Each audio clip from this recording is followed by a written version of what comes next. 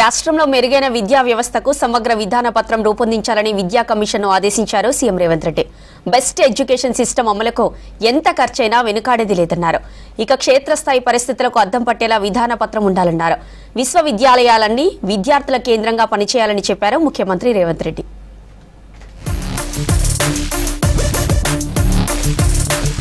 మారుతున్న అవసరాలకు తగ్గట్టు మన చదువులు మార్చాల్సిన అవసరం ఉందన్నారు ముఖ్యమంత్రి రేవంత్ రెడ్డి.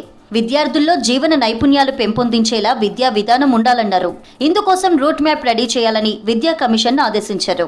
ప్రస్తుత విద్యా వ్యవస్థలో లోపాలు, తీసుకురావాల్సిన సంస్కరణలు అనే అంశంపై విద్యా కమిషన్ సభ్యులు, విద్యాశాఖ అధికారులతో హైదరాబాద్లోని కమాండ్ కంట్రోల్ సెంటర్లో రివ్యూ నిర్వహించారు సీఎం. విద్య అంటే నిత్య జీవితంలో ఉపయోగపడే స్కిల్స్ నేర్పించేదిగా ఉండాలన్నారు.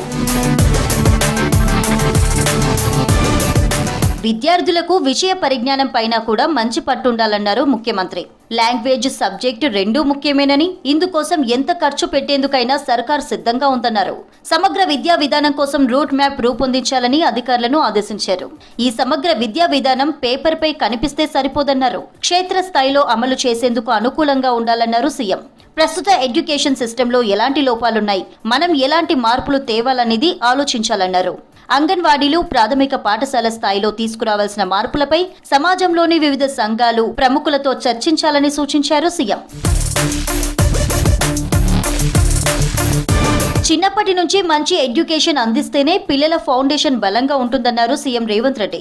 దానివల్ల ఉన్నత చదువులో వాళ్ళు సక్సెస్ అవుతారని చెప్పారు. మన దగ్గర ఉన్న రిసోర్సెస్ ను బాగా వాడుకోవడం ద్వారా విద్యలో రాష్ట్రం నెంబర్ 1 గా నిలిచేలా మీ సలహాలు, సూచనలు ఉండాలని అధికారులకు సూచించారు. ప్రభుత్వం విద్యకు ఇస్తున్న ప్రాధాన్యం, టీచర్ల రిక్రూట్మెంట్, అమ్మ ఆదర్శ కమిటీలు, books, uniform distribution, Young India residential స్కూళ్లు, స్కిల్ యూనివర్సిటీల నిర్మాణం అంశాలను వివరించారు.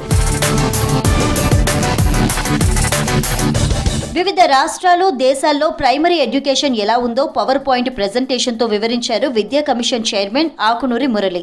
1960 నుంచి ఇప్పటి వరకు వచ్చిన మార్పులు, పిల్లల్లో క్రియేటివిటీ, ఆలోచనలను ఎలా దెబ్బతీశాయో డాక్టర్ జయప్రకాష్ నారాయణ చెప్పారు.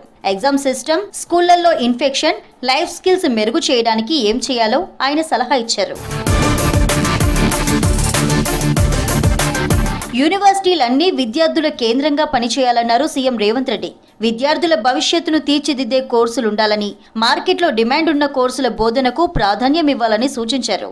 కమాండ్ కంట్రోల్ సెంటర్లో యూనివర్సిటీల వైస్ ఛాన్సలర్లతో సీఎం రేవంత్ రెడ్డి సమీక్ష నిర్వహించారు. ప్రాధాన్యం లేని పాత కోర్సులను రద్దు చేసి కొత్త కోర్సులను ప్రవేశపెట్టాలని సూచించారు.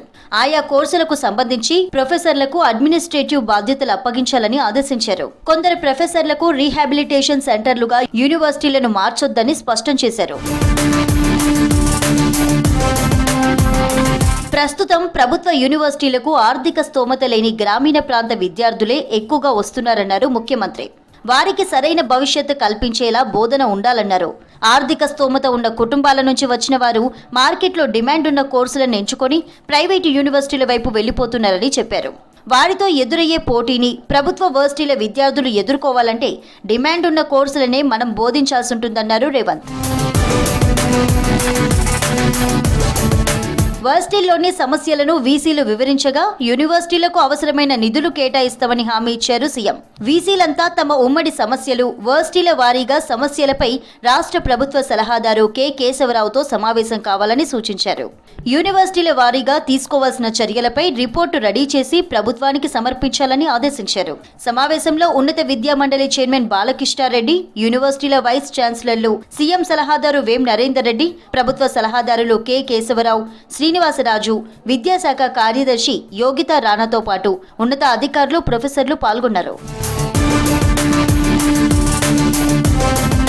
సమావేశంలో వీరనారి చాకలి ఐలమ్మ మహిళా విశ్వవిద్యాలయం లోగోను ఆవిష్కరించారు సీఎం రేవంత్ రెడ్డి. మరోవైపు స్వాతంత్ర సమరయోధుడు, మాజీ ఉప ప్రధానమంత్రి డాక్టర్ బాబు జగ్జీవన్ రామ్ జీవితం స్ఫూర్తిదాయకమన్నారు సీఎం. దేశానికి ఆయన చేసిన సేవలు చిరస్మరణీయమన్నారు. బాబు జగ్జీవన్ రామ్ 118వ జయంతి సందర్భంగా ఆయన సేవలను స్మరించుకున్నారు. పేదరికంలో జన్మించిన బాబు జగ్జీవన్ అకుంఠిత దీక్షతో అత్యున్నత స్థానానికి ఎదిగారని గుర్తు చేశారు సీఎం.